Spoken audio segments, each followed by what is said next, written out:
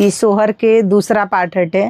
पहला में हम 5 गो गीत गौले रहने हाँ, ए में भी हम 5 गो गीत गाए।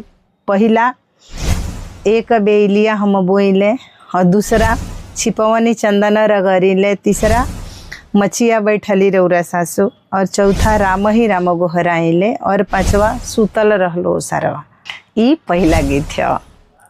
एक बेलिया हम बोइले आपा, नाराजा के लागी आपा, नाराजा के लागी।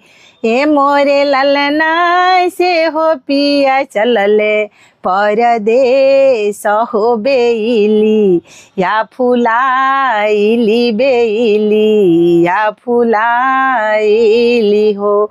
तुहु तया हो राजा विदेशे चलल अवरु, विदेशे चलल अवरु, परदेशे चलल।